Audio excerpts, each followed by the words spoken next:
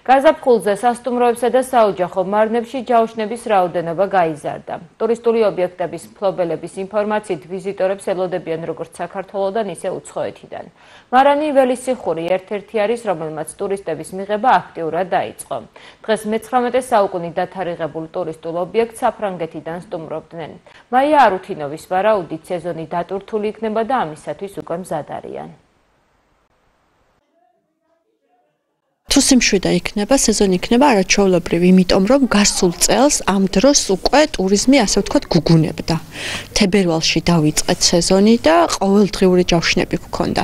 წელს ცოტა შეაფერხა იმ მდგომარეობამ, რომ აი საქართველოში განვითარებულმა მდგომარეობამ.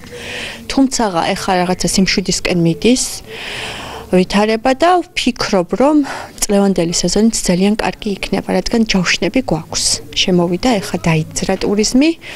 და ველოდებით აპრილი, მაისი იქნება ძალიან დატვირთული. მიუხედავად იმისა, რომ რთველი არ არის, ველისციხურში მოსწონთ იმ სიძველეების ნახვა, იმ გასტრონომიული ტურიზმის ნახვა და დაგემოვნება ჩვენი ღვინოების, მასტერკლასების, მერე იმ თავიანთი გაკეთებულის მირთმევა, რომ, რა ვიცი, მაინც ძალიან დადებითი ემოციებით ბრუნდებიან უკან. Alors ce que j'ai mis en premier en Caraitis. გასაოცარი ხალხი ხართ, არაჩვეულებრივი სტუმართ მოყვარეობით გამოირჩევით. კახეთში ვიზიტი ყველასთვის შთამბეჭდავი იქნება. თქვენ ყველას გააოცებთ კულტურით, კერძებითა და რაც მთავარია ტრადიციული ღვინით, რომელიც არაჩვეულებრივი გემოვნური თვისებებით გამოირჩევა. მოხიბლული ვარ ამ მარანში სტუმრობითაც. ფიქრობ საქართველოდან წასვლის სურვილი ბევრ სტუმარს აღარ გაუჩნდება.